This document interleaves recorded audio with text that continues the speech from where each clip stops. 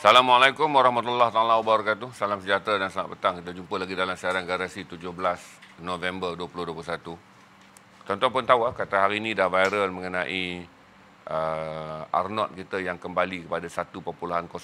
Lepas saja para 1 berarti kita berada dalam tahap genting. Saya tak ada niat nak carry benda ni kecuali kawan WhatsApp tadi. BB panjang dalam WhatsApp kerana kemarahan dia apabila membaca unjuran bahawa kita akan kembali kepada peningkatan angka wabak dan kita akan kembali pada peningkatan jumlah mereka yang berada dalam wad bagi rawatan ICU kategori 3, 4 dan 5. Tuan-tuan dan puan-puan, apabila sempadan dibuka, rentas negara dibuka, saya ambil contoh yang paling dekat supaya data saudara boleh Google dan dapatkan sekarang. Apabila London ataupun United Kingdom memutuskan, Perdana Menteri Boris Yeltsin memutuskan ketika angka jangkitan belum turun kepada para selesa tetapi kadar pemvaksinan di sana telah mencapai 65%. Oleh kerana England tak boleh bertahan lagi dalam MCO-nya, maka England membuka sempadannya dengan mengambil kira bahawa 65% rakyatnya telah divaksin dan beberapa penguatkuasaan telah dilaksanakan bagi memastikan sempadan negara dapat dibuka. Maka England buka sempadan dia. Apabila England buka sempadan dia pada 18 Julai tahun 2021, 2 minggu kemudian angka jangkitan meningkat daripada 16 ke 18 ribu jangkitan biasa, angkanya meningkat kepada 32 ke 38 ribu. Berarti berlaku jangkitan lebih 120%. Sebulan 3 minggu ke 4 minggu selepas sempadan dibuka. Angka ini telah dijangka. London tidak panik kerana ketika mereka nak membuka sempadan negaranya, London telah memutuskan ini adalah sebagai exercise kerana pada 1 Januari tahun 2022 London mempunyai perancangan untuk menggazetkan COVID tahap 1 dan 2 hanya sebagai sesama. Mereka yang berada 3, 4 dan 5 sahaja berada sebagai tahap pesakit COVID. Jadi exercise ini dimulakan pada Julai. Angka naik di London. Tapi bola sepak anda tengok semua berjalan seperti biasa. Train semua dibuka di London. Berarti kalau anda ambil itu, di Malaysia angka jangkitan akan meningkat. Mustahil kita dapat bertahan pada kadar 5,000 angka sebelum MCO dibuka di atas kejayaan pemvaksinan kita yang mencapai 70% pada waktu itu ataupun melepasi 80% bagi dewasa berusia 18 tahun ke atas. Kalau saudara lihat sekarang ni, memang angka akan meningkat dengan mengambil kira satu perkara, iaitu adalah telah berlaku pergerakan rentas sempadan. Di sebahagian negeri, sebagai contoh saya ambil pada saudara, kadar pemvaksinan yang kedua terendah di Malaysia adalah Kelantan, 59% sahaja penduduk dewasa yang daripada keseluruhan penduduk yang telah divaksin. Jadi Kelantan ni adalah negeri yang kedua terendah, Sabah paling rendah. Pada 8 hari bulan November, angka di Kelantan hanyalah 366 kes. Esoknya 24 jam, berarti pada 9 hari bulan November, angka di Kelantan meningkat 800 lebih kes. Berarti Kelantan telah mencapai hampir 200% peningkatan. Kenapa? Kerana kadar pemvaksinannya rendah. Satu Yang kedua saya bagi tahu pada saudara, satu data penting yang saudara perlu tahu. Bagi mereka yang telah divaksin pada penjadualan bulan Februari, Mac dan April. Berarti kajian lapangan menunjukkan bahawa vaksin yang ada dalam tubuh manusia hanya akan kekal kuat pada 29%. Berarti siapa yang dah ambil selepas 6 bulan, ni Oktober, November ni, kekuatan vaksin dalam tubuh anda hanya tinggal 29%. Google data, Google dalam BM pun bahasa Inggeris tak apa. Kekuatan vaksin 29% lepas 6 bulan. Ni saudara dapat story dia. Itu adalah kajian lapangan. Berarti berlaku penurunan kadar vaksin. Bila berlaku penurunan kadar vaksin, kita sedang melihat angka jangkitan ini menyerang range umur berapa. Kerana kementerian belum keluar lagi. Angka jangkitan yang kita jangka 5,000, 6,000, hari ini naik balik 6,000 lebih tu. Pada angka tu, jangkitan mana yang paling tinggi? Kerana telah ditawarkan booster, iaitu pemvaksinan tambahan satu lagi vaksin kepada 8.2 juta rakyat Malaysia yang terdiri daripada kumpulan barisan depan. InsyaAllah mereka ni okey. Kedua adalah mereka yang mengalami comorbidity, iaitu ada penyakit 3 serangkai. Saya tak pasti ini responnya macam mana. Yang ketiga adalah warga emas 60 tahun ke atas. Daripada total 8.2 juta vaksin booster ataupun vaksin penggalak yang telah dijadualkan oleh kerajaan, setakat ini kurang 1 juta yang pergi. Berarti kita ada 7.2 juta orang yang terdedah. Satu adalah kerana faktor umur, yang kedua adalah faktor kajian lapangan yang mengatakan vaksin yang telah disuntik selepas 6 bulan kekal kekuatannya pada range 29% secara purata. Okey. Selalunya saudara harus faham, di Malaysia ada varian Delta. Setiap hari lebih 100 kes varian Delta dikenal pasti di Malaysia daripada jangkitan yang range-nya antara 5,000 ke 6,000. Kita ada varian Delta yang kita kata varian 4 kali ganda. Kekuatannya yang dianggap varian yang terkuat, walaupun varian ini tidak bermutasi dan menghasilkan varian baru yang disebut Y42 tu. Kita belum jumpa varian tu, tapi Delta tetap ada. Varian tu menghasilkan satu lagi subvarian. Lain dia punya simptom, lain dia punya pattern, tetapi kesannya sama seperti Delta. Kita ada Delta, kita ada Alpha. Berarti varian Alpha adalah varian 2 kali ganda dan Delta adalah varian 4 kali ganda. Berarti itu range satu lagi risiko yang kita alami. Jadi orang panik kenapa buat kecemasan dipenuhi oleh pesakit semula. Tuan-tuan kena ingat bahawa setiap hari kita memiliki daripada jumlah 5 ke 6 ribu, 98% adalah mereka yang kena tahap 1 dan tahap 2. Sama ada isolasi di rumah ataupun dihantar di MAIP. Mana yang datang daripada keluarga pendapatan rendah, tinggal di perumahan awam, padat, sarat dan takut berlaku jangkitan, kerajaan ambil dan letakkan di MAIP. Mana yang mempunyai tempat isolasi yang selesa, boleh berisolasi sendiri, maka mereka diisolasikan secara persendirian. Tetapi daripada jumlah tersebut, 2% mencapai tahap 3, 4 dan 5. Berarti setiap hari kita ada 120 orang ke 150 orang yang perlu masuk ke ICU. Kali dengan 10 hari jadi 1,500. Kali dengan sebulan dia jadi 4,500. Maka kadar peningkatan dalam wad akan berlaku. Walaupun persen. Mereka yang 3, 4 dan 5 hanyalah antara 1% ke 2% hari. Sebab tu jangan panik. Sebab tu saya sedang bagi matematik untuk saudara lihat logik. Jadi angkanya akan berlaku begitu. Jadi ini adalah angka yang secara sains. Secara sains boleh difahami. Secara matematik sains boleh difahami. Okey? Yang kedua, seorang daripada saya kata, untunglah orang meniaga vaksin dah datang. Dia kata vaksin ni tak boleh. Dia orang ni nak bisnes vaksin ni. Saya tak tahulah tu. Pergi tanya saya tak boleh jawab. Call teruslah company vaksin tu. Cuma saya boleh bagi tahu pada saudara, mengikut perubatan tidak ada, perubatan bukan magic. Dia bukan sihir. Dia tiada ultimum. Sebab tu saya jawab pada kawan saya, bila kau demam, kau ambil antibiotik. Bayarlah dekat doktor tu. Doktor tu charge kau antibiotik dan doktor tu bagi kau juga dengan paracetamol. Satu adalah kepentingan paracetamol adalah painkiller. Dia suruh kau makan macam mana? Doktor yang tak gila dia akan suruh kau makan dengan kadar 2 biji sehari dengan 4 kali sehari. Berarti setiap 6 jam saudara akan makan 2 biji dan 24 jam saudara akan makan 8 biji kali 3 hari ke 4 hari. Saudara kena makan paracetamol kerana paracetamol mengurangkan kesakitan. Mengurangkan kesakitan, meredakan tekanan perasaan, membolehkan tubuh berehat dan antibodi dihasilkan. Betul, tubuh kena berehat barulah antibodi dihasilkan. Kemudian dia bagi pula antibiotik. Ketika antibodi tulen dihasilkan, antibiotik masuk membantu untuk menyerang viral fever, demam virus ataupun demam flu yang saudara alami. Tapi saya kata kat dia 100 tahun dah penemuan ubat ni. Pernah ke sekali kau kena demam, kau ambil paracetamol dan ambil antibiotik, lepas tu kau baik seumur hidup? Besok kau tak cukup rehat, macam saya main hujan lagi, tak cukup rehat, main hujan lagi, datanglah demam. Maka manusia ni demam je.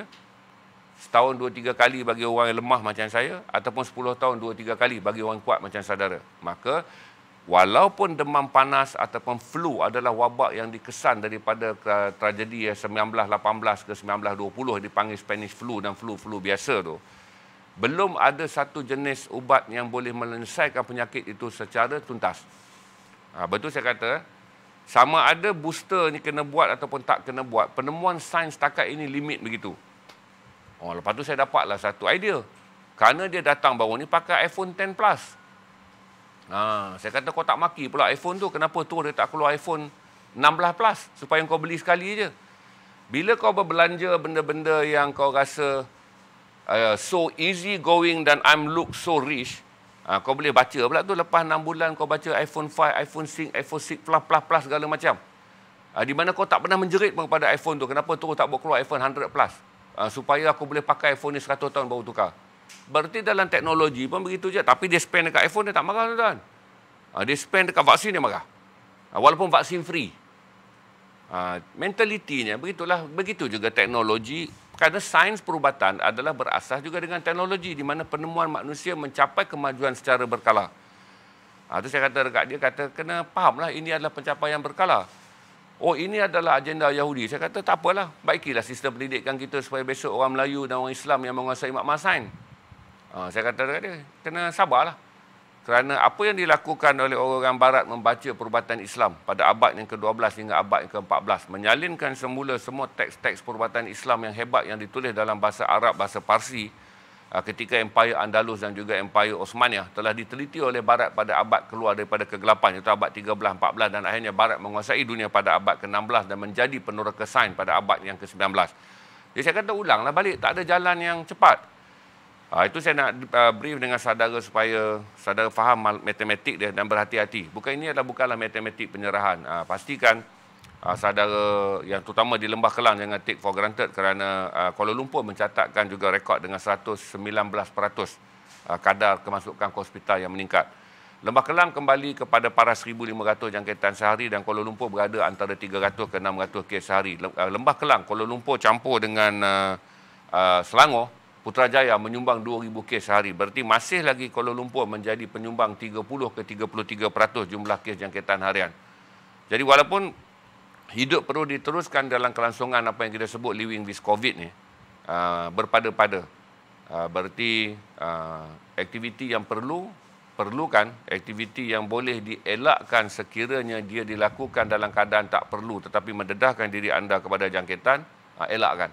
Jadi dengan amaran yang dikeluarkan pada Disember, ledakan wabak akan kembali meningkat, ambil langkah sekarang, terutama mereka yang belum melihat data-data baru yang sedang dikeluarkan. Sebab saya fikir kata tak banyak viralnya mengenai lonjakan penyakit ni, dan tak ramai orang tahu bahawa kita sedang berada dalam pintu lonjakan sekarang dengan kes 5,000, 6,000 sebab kita tak boleh turun. Kita kekal, lepas tu sekarang sedang berlaku 6,000. Kita risk saja satu lagi 7,000, kita mungkin tak akan berhenti.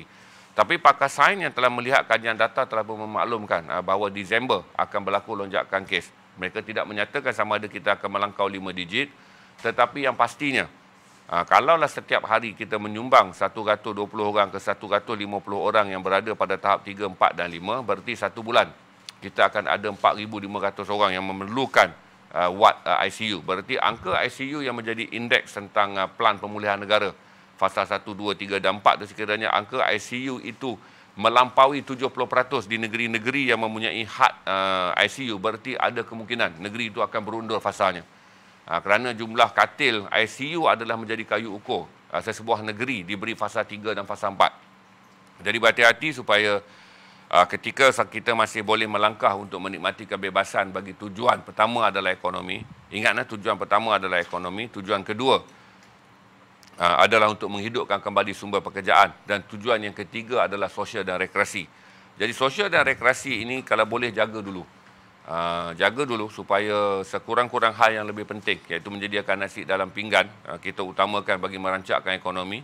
Memastikan setiap isi rumah yang bekerja dapat membawa wang pulang ke rumah bagi menyelenggarakan segala keperluan bulanan. Manakala rekreasi dan sosial, walaupun kita nak membantu sektor pelancongan, lakukanlah dengan berpada-pada dengan menyedari bahawa wabak sini sedang menuju kepada pintu peningkatan angka. Kepada mereka yang so-called anti-vaksin ataupun pro-safe, saya tak ada apa-apa untuk bercakap dengan saudara. Sebab jumlah mereka yang tidak menerima pemvaksinan di Malaysia bagi kategori dewasa hanyalah sekitar 460,000 ke 500,000. Berarti 97.6% daripada 23.1 juta rakyat Malaysia telah pun committed untuk mendapatkan suntikan, manakala 95.2% telah menyelesaikan 2 dos. Kita sedang ongoing, tapi saya fikir kata the highest kita boleh capai adalah 98%. Kalau kita capai 98%, berarti kita akan ada 230,000 kali 2, itu sekitar 460,000 orang yang tidak divaksin. Jadi 460,000 orang tak divaksin bertebar di seluruh negara. Kemudian barulah saya faham kenapa angka pemvaksinan di kalangan remaja perlahan selepas 80%. Lepas 80% saya selalu mengungut kenapa dia tak jump ke 90 ke 98% lebih cepat. Barulah saya faham bahawa matematik ni apabila 400,000 orang ni tidak divaksin, dan 400,000 orang tidak divaksin ini kebanyakannya adalah ibu bapa. Apabila ibu bapa ini bersifat anti vaksin, sudah tentulah dia akan menyerap kepada isi rumah. Berarti kalau ibu bapanya menyerap isi rumah, Berarti sekarang kita capai hanya 83%. Berarti kita ada lebih kurang 600,000 remaja. Kita target 3.2. Jadi saya ambil 83 baki 17% tu lebih kurang 600,000 remaja yang tidak menyertai program pemvaksinan adalah impak daripada 400,000 yang juga ibu bapa yang kemudiannya tidak akan menyokong proses pemvaksinan ke atas anak-anak dia. Jadi terjawab lagi, saya dah tak pening dah tengok. Di hari-hari saya tak merungut kenapa 12 hingga 17 tahun kanak-kanak kita lambat untuk divaksinkan, sedangkan sistem pendidikan dan persekolahan dan data mereka ada pada Kementerian Pendidikan yang boleh menyelesaikan kes suntikan dengan cepat. Tetapi bila saya fikir, bila ada 400,000 warga dewasa yang tak mahu divaksin, pastilah ada impak daripada golongan dewasa berkeluarga yang enggan menyerahkan anak mereka untuk divaksin. Selesai bab tu, supaya matematiknya kita faham. Untuk terus melangkah ke hadapan, saya beritahu kepada saudara sama ada saudara pro-safe ataupun saudara adalah penyokong agenda Illuminati dan juga agenda Yahudi, ataupun ini adalah plan pemasaran yang digunakan oleh pengeluar vaksin. Saya balik bahasa yang mudah, saudara pun tak mengungut juga plan pemasaran iPhone dan Samsung. Tukar-tukar juga phone, saudara tak mengungut pula pasal plan pemasaran Sport Rim. Saudara pun tak apa merungut pada pasal plan pemasaran kereta. Ubah sikit lampu jadi model baru, ubah sikit bumbung jadi model baru. Tukar aja berjuta-juta, beratus ribu saudara loan di bank. Suntikan free pandai pula mengungut. Ditipu oleh gaya hidup moden yang menggambarkan tak kaya tapi nampak kaya. Tak ada pula saudara mengungut. Jadi secara fitrah manusia itu sesuatu yang dia rasa tidak memberi manfaat pada dirinya, maka itu adalah bencana belaka. Sesuatu walau menjadi manfaat pada dirinya walaupun bencana, dia anggapnya harus dihadapi dengan hati yang tabah. Biar banyak berhutang asal keretanya cantik. Biarlah banyak banyak kali bertukar iPhone asal kelihatan letak atas meja nampak kaya. Tetapi jangan tambah vaksin. Ini adalah agenda Illuminati. Okey, untuk mereka yang bersikap sedemikian rupa, fikir-fikirkanlah. Rakyat siapa tu yang dekat RTM tu? Apa? Ismin Udang Raja. Fikir-fikirkanlah. Okey. Apa dia? Arwah selalu pesan, berfikir-fikirlah. Jadi itu saja stream saya hari ini untuk menjelaskan matematik kepada anda tentang fitrah dia. Sebab saya bagi tahu kata kerajaan membelanjakan 3 lebih bilion ringgit untuk tujuan kesihatan, plus dengan segala operasinya. Dijangka dengan pertambahan pemvaksinan kita akan menambah sekitar 1 bilion ringgit lebih. Tetapi rakyat Malaysia berbelanja. Rakyat Malaysia berbelanja di Shopee dan Lazada 11 bilion setahun. Rakyat Malaysia berbelanja di Shopee dan Lazada 11 bilion setahun. Google balik. Di mana 20 tahun bilion perniagaan online, 52% dikuasai oleh Lazada dan juga Shopee. Google tu data baru dikeluarkan data itu oleh Pusat Kajian Data bagi kajian bulan Oktober. Okay, rakyat Malaysia berbelanja 20 bilion dalam perniagaan online dengan 52% atau hampir 11 bilion di platform Shopee dan Lazada. Jadi ni kerajaan belanja 3 bilion untuk menyediakan ubat. Yang awak beli 11 bilion tu, saya tak pasti apa yang anda beli di Shopee dan Lazada. Berarti tak perlu merungut terlalu banyak dan menganggap semua adalah kesilapan orang lain. Kerana nak bergerak ke depan, kita bergerak dengan had yang kita ada. Saya jawab pada kawan saya dengan mengatakan bahawa daripada kau merungut kata ini agenda Yahudi, latihlah anak kau menjadi saintis Islam. So, besok dia boleh buat satu vaksin, suntik sekali aja 7 keturunan. Suntik kata orang, saya ni kan asalnya orang Minang. Dan ni kan orang Minang, Suntiang. Jadi buatlah satu dos vaksin yang suntik 7 keturunan tak kena virus ni. Jangan mengungut-ungutnya lepas tu anak malas sekolah. Jadi mengungut dengan tindakan. Pastikan anak kau jadi genius. Bagi dia makanan yang terbaik, bagi dia bahan bacaan yang terbaik. Latih dia, paksa dia jadi saintis. Kata ayah dah tak tahan dah hidup dengan menjadi mangsa Illuminati. Jadilah kau saintis yang bila kau cucuk je sekali 7 keturunan kita tak akan kena penyakit ni. Okey, yang 5 hingga 11 tahun tu saya rasa Amerika pun dah buat, Singapura pun dah buat. Tapi saya fikir kata kita selesaikan dulu sasaran berdasarkan kajian lapangan, di mana kajian lapangan mengatakan bahawa 8.2 juta tu yang kena dulu. Yang penggalak ni, dah vaksin dia panggil dos penggalak ni, itu dengan menggunakan satu suntikan Pfizer add-on bagi semua jenis suntikan. Siapa yang ambil vaksin Sinovac, Pfizer juga, ataupun yang ambil macam saya AstraZeneca, top up satu Pfizer. Saya pun dah mendaftar sebab walaupun saya tak masuk warga emas tapi saya masuk di kalangan mereka yang dipanggil lemah sistem imun. Kena terdulukan yang itu sebab dia kumpulan sasaran yang lebih kritikal kerana mereka ni yang keluar bekerja, mereka ni yang buat lebih banyak aktiviti sosial.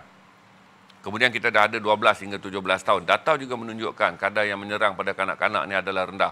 Tapi memang kalau ikut adanya dos dan penghasilan dos vaksin yang ada di dunia, kita boleh suntik je kanak-kanak pun. Tetapi macam mana kita nak menyuntik ketika kita ada jadual tertunggak di mana ada 7.2 juta lagi mereka yang telah berada dalam senarai untuk divaksin, tidak menyertai program dos ketiga iaitu dos penggalak. Walaupun dos penggalak tidak diwajibkan, tetapi macam saya kata tadi, selepas 6 bulan, bagi warga emas yang menyuntik, kalau anda ada mak ayah, ambil data ni, warga emas yang menyuntik pada Februari sampailah mak ayah anda yang berada dalam bulan Jun. Berarti Disember ni, 6 bulan, secara kajian saintifik mengatakan daya tahan yang ada hanya 29%.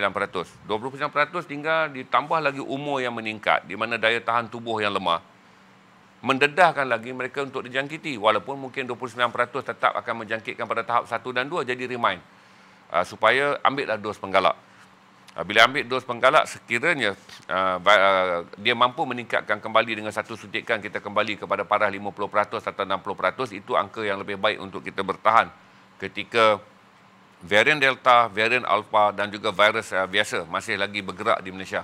Agak mengejutkan kerana kita masih ada 100 kes lebih kes Delta sehari sekarang. Jadi mencemaskan juga kerana kalau dia tujuk dia kalau kluster ni boost meletup. Oleh kerana saya katalah sebagai satu contoh, seorang pembawa varian Delta menghadiri 4 majlis yang dihadiri oleh 50 orang yang lain. Kerana varian Delta mempunyai keupayaan menjangkiti begitu ramai orang dan kemudian orang yang dijangkiti boleh membiarkan varian itu banyak dan kemudian menjangkit pada orang lain.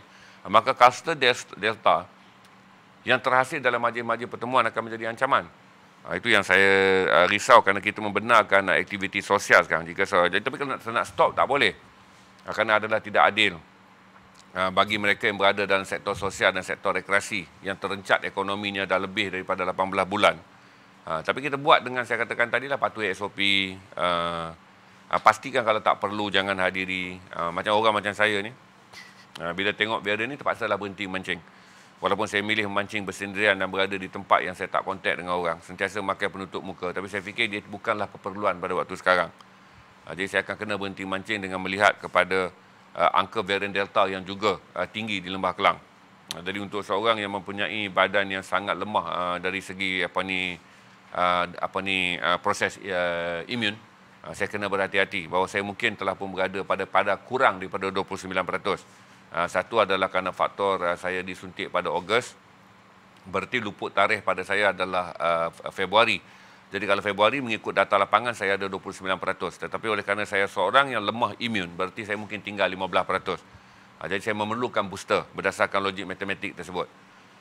Bagi saudara yang menganggap PRN ni, saya kata saya pun tak maulah menyalahkan. Benda ni dah nak membebel pun.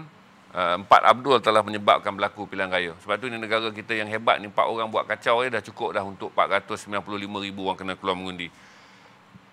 Setakat yang kita tengok sekarang, parti-parti yang bertanding berjaya mendisiplinkan diri sebab tak ada pertemuan dan tak ada kempen terbuka. Cuma kita harap pada hari pembuangan undi. Setakat ni sampai hari ni tak ada kes-kes aneh yang menampak ketegaran dan juga keras kepala parti-parti yang bertanding untuk melanggar syarat yang telah dikenakan oleh MKN dan juga Kementerian Kesihatan, iaitu tiada sebarang bentuk perhimpunan politik yang dibenarkan kerana mereka tertakluk kepada akta penyakit berjangkit apa saja yang dikuatkuasakan harus dipatuhi.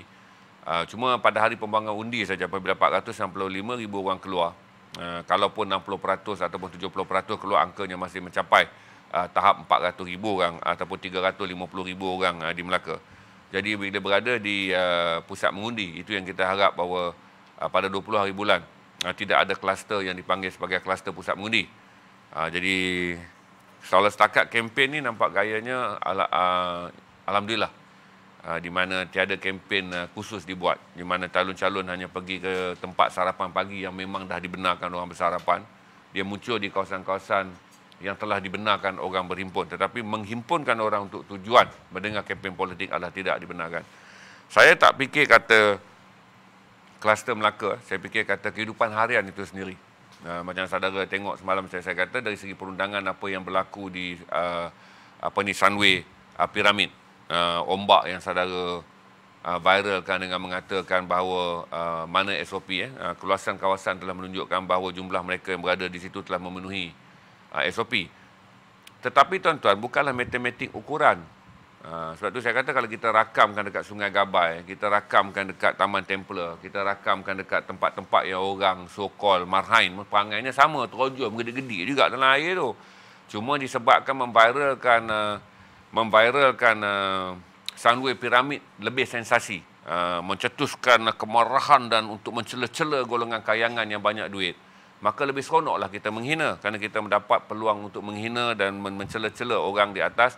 Inilah mereka yang kemudian yang menjadi kluster. Tapi kalau saudara pergi ke tempat-tempat rakyat marhain yang tidak ada duit ni tapi bercuti dengan menggunakan sumber alam sekitar yang percuma, sama ada saudara pergi Sungai Gabai, saudara pergi mana latar, mana tempat saudara lah, kalau kita rakam video pun perangainya sama.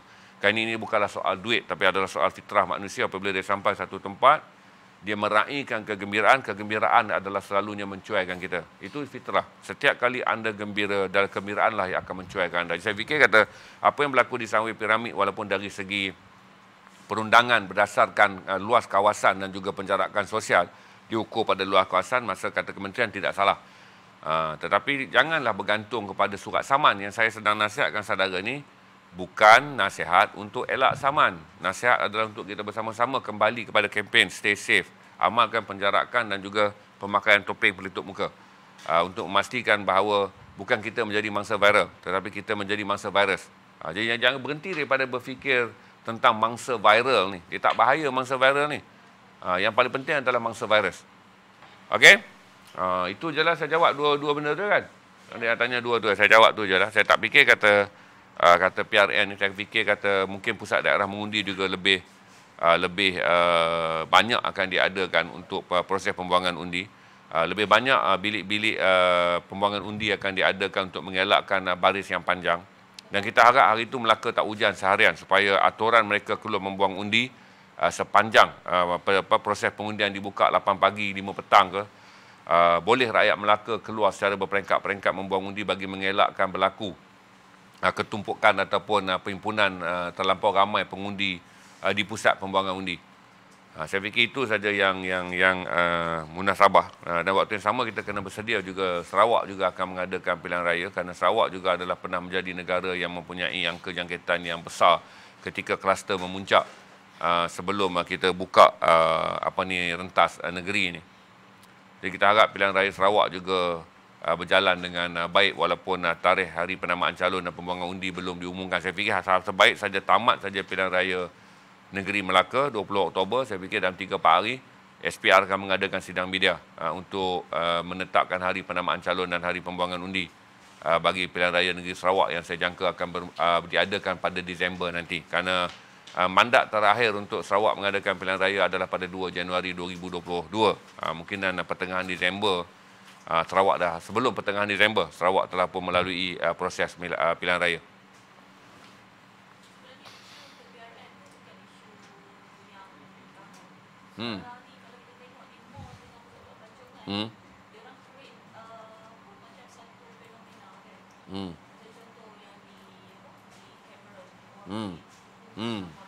Ya. Saya fikir secara fitrahnya orang dah tak peduli. Saya fikir kata kalaulah garasi dan kerajaan Malaysia menjalankan kempen semula remind tentang booster penjarakan sosial, rakyat Malaysia tak peduli. Tapi saya kena buat jugalah kerja ni kerana ini kerja streamer. Remind sebab saya fikir orang telah berada dalam keadaan they don't bother. Mereka dah tak peduli kerana mereka fikir bahawa kami baru terlepas daripada 18 bulan terkurung dan melalui PKP terakhir yang dibuka pada 10 hari bulan Oktober. Jadi saya fikir sekarang ni kebimbangan orang untuk dijangkiti itu dah jadi perkara yang terakhir. Orang ramai masih menganggap kata ini release tension. Mereka masih memikirkan kata rindu dendam pada mak ayah, ingin berkumpul secara berkeluarga, kemahuan untuk bershopping, kemahuan untuk berjalan. Sebab itu kalau saudara tengok tempat-tempat tumpuan pelancongan, Genting katanya, kalau pergi sekarang ni dah macam pasar hari dah, ramainya orang pergi. PD pada hujung minggu, Sunway Piramid, tempat-tempat daripada golongan kayangan sampailah rakyat Marhain yang mandi di pantai-pantai percuma. Kalau kita pergi tengok Sunway Lagoon, Sunway Piramid, saya pergi makan Soul Garden je, berapa orang ada di Sunway Lagoon. Dan saya kata tempat-tempat rakyat Marhain pun sama. Ini bukanlah soal siapa kaya dan siapa miskin. Dia adalah soal fitrah manusia yang apabila sekali dia terlepas, burung sekali terlepas dari sangkarnya, takkan dia ingat jalan pulang. Kita ni sekali dah terlepas daripada PKP ni, kita dah lupa sejarah bagaimana angka jangkitan, kita dah lupa dah jiran kita, ambulan datang tengah malam, segala ketakutan, segala fenomena akibat dan juga bahana yang kita alami ketika jangkitan di negara kita melangkaui 20,000 kes tu, statik pada 17 bawa 20,000 lebih kes tu. Saya fikir kata trauma tu dah hilang. Trauma tu hilang kerana impian rakyat untuk pergi bercuti, membeli belah, menikmati kehidupan seperti sedia kala. Yang saya buat stream dan remind saudara, keadaan belum lagi sedia kala. Kalaulah kita tak bersedia, saya jangka by matematik, walaupun streamer macam saya dan juga doktor yang menaikkan data tadi yang menyebabkan post dia di IG itu viral tu. Saya fikir walaupun post tu dibuat dan saya stream sekarang 800 lebih orang dengar. 800 orang lebih. Saya ingat tak sampai 3% daripada 800 lebih ni akan anggap apa yang saya sebut adalah make sense. Kerana 800 lebih ni juga sedang berada dalam perancangan. Ujung minggu ni nak pergi ni, minggu ni nak pergi ni. Sebab secara fitrahnya, kalaulah saudara takut ke hantu, saudara tak boleh takut ke hantu sebulan. Dia takut hantu tu, terkejut masa nampak hantu je. Lepas tu hilang tu dia boleh cerita. Dia gambarkan hantu tu lebih daripada hantu yang dia nampak. Bayangkanlah, manusia dia jumpa hantu. Hantu tu tunjuk sikit dia lalu belakang pokok-pokok pisang. Merah mata ni, gigi tu dia nak pandang ni. Kuku dia tunjuk berkilau-kilau bawah bulan. Hari tu pengsan 2 minggu tuan-tuan, berubat. 40 bomoh datang, 60 kali baca Yasin. Sekarang orang yang sama tu duk cerita. Apalagi aku jeling dia. Lari hantu tu, kita pun heran. Berapa bulan kemudian dia jeling hantu tu. Bukankah 2 bulan dulu kau pengsan? Cakap pun tak boleh. Hari-hari kau duduk mengigang wah macam orang terasuk histeria. Sama lah tuan-tuan. Biasanya saya fikir kata sesuatu yang jenaka dan sakarstik tentang manusia adalah sejarah bukan pengajaran. Sejarah hanyalah ingatan. Jadi dia ingat sejarah tu. Ingat Malaysia teruk ni. Tapi nak belajar daripada sejarah memerlukan satu quality IQ dan satu quality attitude yang luar biasa. Bagi bangsa yang menganggap sejarah untuk diingati. Macam kita ni lah, sejarah untuk kita akan ingat semua benda tu. Sekarang saya ingat, saudara ingatlah. Tetapi tak akan jadi pengajaran. Saudara tak cancel cuti saudara minggu depan nak ke Langkawi. Tarikan tu. Nak membayangkan balik Zainal cerita pasal COVID merebak. Nak keluar rumah pun takut. Jerit dekat budak yang hantar makanan, kita panggil apa? Food lah. Tak kami tu, saya pergi ambil. Grab food dah belah masuk lift turun. Pergi ambil dengan plastik semua bawa masuk. Punya takut kan. Tapi orang yang sama dah ni, Langkawi ni coklat murah ni.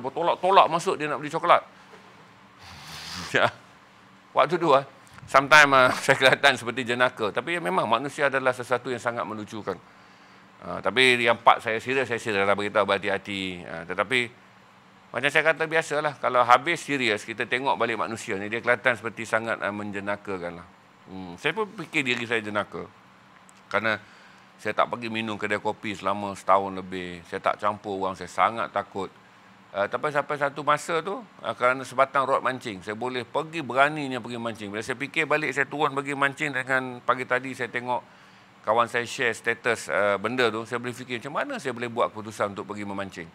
Sedangkan selama setahun lebih, semua orang tahu, saya tidak akan turun ke kedai kopi minum kopi. Kalau saya nak minum kopi, kopi di rumah lah. Kopi dalam garasi lah yang saya minum. Jadi itu saja saya share dengan saudara.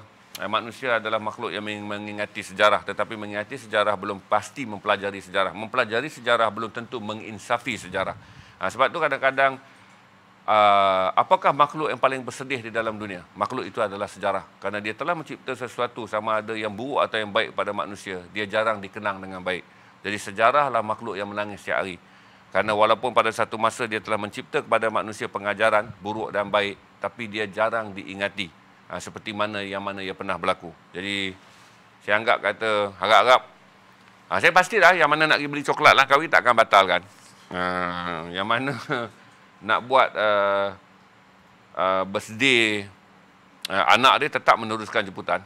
Yang mana merancang untuk menunjukkan ini adalah ulang tahun ke-5 kami berkahwin dan dunia patut tahu kami bahagia. Tak akan batalkan perjalanan dia dengan keluarga untuk ambil gambar dan naikkan di Instagram mengatakan 5 tahun, weh kami kahwin, bahagia. Mesti ada. Yang mana 10 tahun dia nak lawan 5 tahun. Yang 5 tahun tu ambil dalam keadaan berpeluk di Fraser Hill. Dia naik, aku 10 tahun, genting. Dia naik ke genting.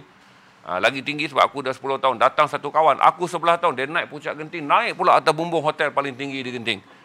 Sebab dia lagi tinggi, dia 11 tahun. Kan? Yang kahwin 30 tahun dia relax. Bini bagi tahu, bang, esok hari ulang tahun. Ada hari ke saya lupa awak? Sebab saya tak pernah meraihkan hari anniversary. Tapi kadang-kadang bini saya tanya, perlukah saya mengingati esok saya kahwin dengan awak? Ada ke selama setahun ni saya lupa yang saya dah jadi suami awak? Jadi dia pun diamlah. Sebab biasalah tuan-tuan, kalau kita ingat, kena pergi Tanah Merah. Bukan Tanah Merah Kelantan tuan-tuan, Tanah Merah yang banyak cawangannya tu. Jadi kita pun jawablah. Selama 365 hari ni, ma'am, adakah pernah satu hari abang terlupa abang ni suami, ma'am? Ya, abang ni pernah berkahwin dengan ma'am. Kan hari abang ingat. Jadi tak perlulah nak diungkit-ungkit tentang hari tu. Sebab kalau saya layan sikit je, Tanah Merah Kelantan akan berada di tempat saya. Memang dah ada. Maksudnya kena pergi. Tanpa perlu merentas sempadan negeri. Kalau tuan-tuan faham maksud ni, jawab ya. Okey. Terima kasih. Ini masa untuk berniaga.